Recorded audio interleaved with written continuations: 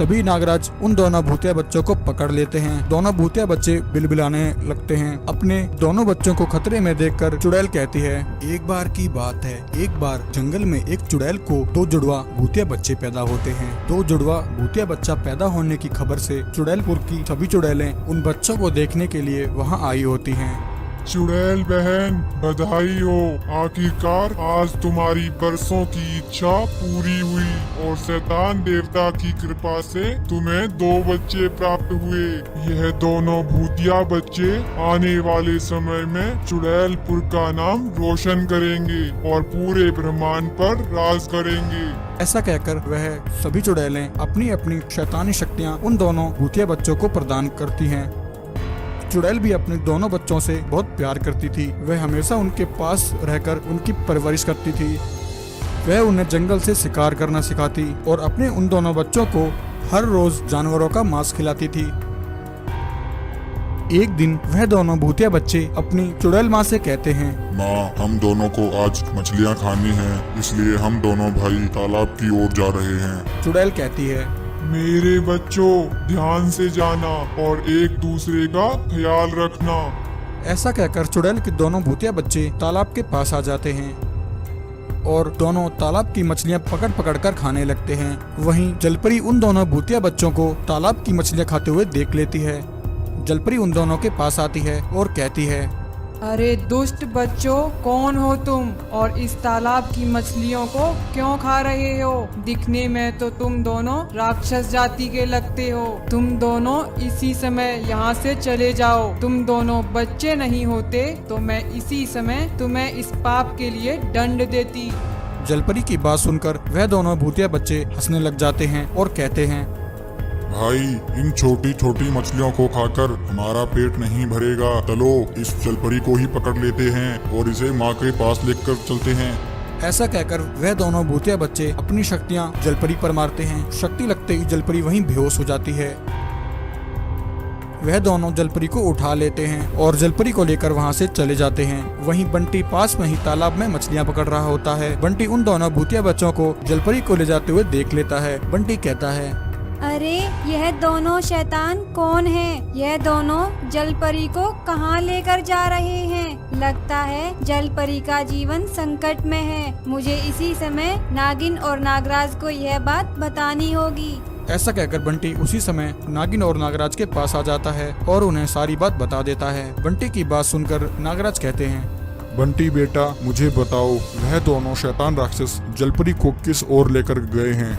बंटी इच्छाधारी नागिन और नागराज को लेकर जंगल में आ जाता है। तभी उन्हें वह दुष्ट चुड़ैल और उसके दोनों भूतिया बच्चे दिख जाते हैं। वहीं चुड़ैल अपने बच्चों से कहती है, वाह, शाबाश मेरे बच्चों, जिस जलपरी को मैं कभी नहीं पकड़ पाई, आज तुमने उसे पकड़कर पूरे चुड़ैलपुर का नाम रोशन किया है। हम तीनों इस जलपरी को खाकर और शक्तिशाली हो जाएंगे।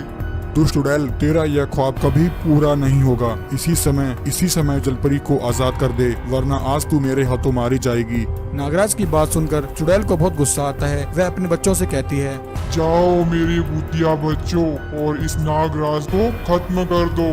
चुड़ैल की बात सुनकर उसके दोनों भूतिया बच्चे नागराज पर अपनी शक्तियों से हमला करते हैं, परंतु नागराज पर उनकी शक्तियों का कोई असर नहीं होता है।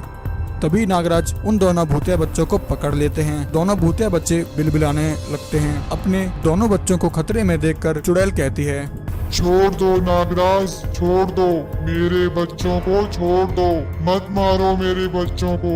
तभी नागराज कहते हैं, चुड़ैल, मैं तुम्हारे इन भूतिया बच्चों को सिर्फ एक शर्त पर आजाद करूंगा। वादा करो कि तुम जलपरी को इसी समय आजाद करोगी और अपने इन दोनों भूतिया बच्चों को लेकर यहाँ से हमेशा हमेशा के लिए चली जाओगी। चुड़ैल कहती है, हाँ नागराज, तुम जैसा कहोगे मैं वैसा ही करूँगी। इतना कहकर चुड़ैल जलपरी को आजाद कर देती है। जलपरी बंटी, नागिन और नागराज का धन्यवाद करती है और वहीं चुड़ैल अपने दोनों भूतिया बच्चों को लेकर वहां से हमेशा हमेशा के लिए चली जाती है।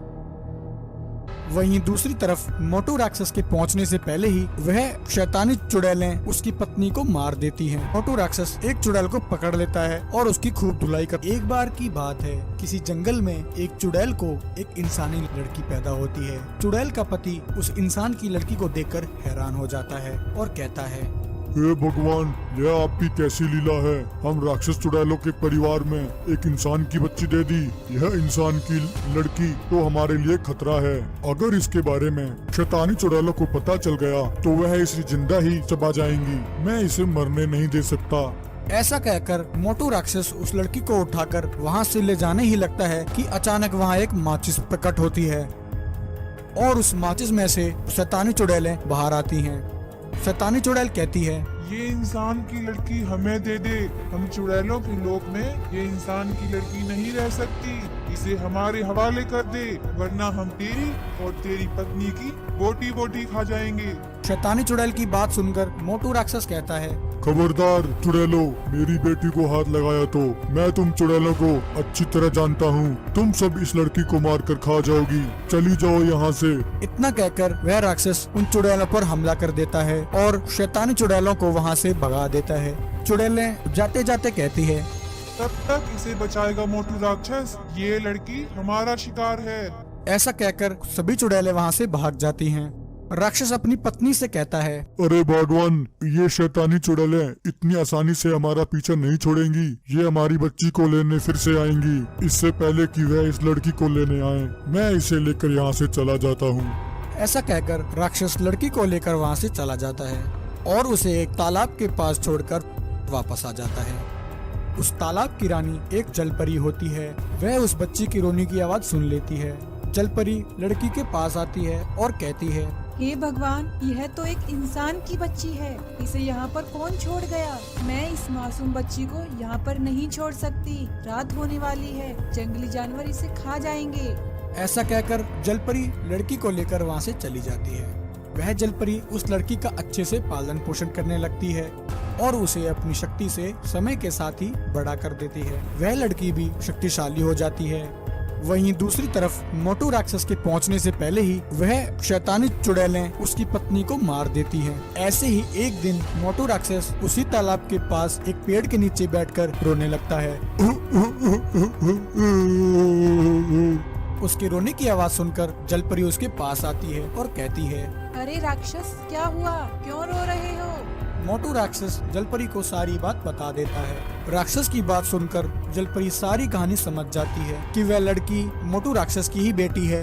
जलपरी कहती है, नहीं राक्षस, तुम्हारी बेटी जिंदा है। वह मेरे पास है। तुम्हारी बेटी अब बड़ी और शक्तिशाली हो चुकी है। वह शैतानी चुड़ैलें अब उसका कुछ नहीं बिगाड़ सकती। जलपरी राक्षस को उसकी बेटी के पास ले आती है और उस लड़की को सारी बात बता देती है। परंतु उसी समय वह शैतानी चुड़ैलें वहाँ आ जाती हैं।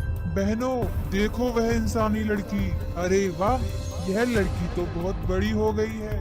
अब तो इसे खाने में और भी मजा आएगा। मोटू राक्षस कहता है, दुष्ट चुड़ैलों, पहले तुमने मेरी पत्नी को मार दिया और अब मेरी बच्ची को खाने आई हो।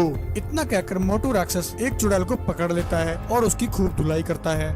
उसकी ऐसी पिटाई होते देख बाकी चुड़ैलें घबरा जाती हैं और भागकर माचिस में छिप जाती हैं। तभी जलपरी उस माचिस को आग लगा देती है और चुड़ैलों को माचिस के साथ ही तालाब में ढकेल देती है। वह चुड़ैलें तालाब में डूबकर मर जाती हैं।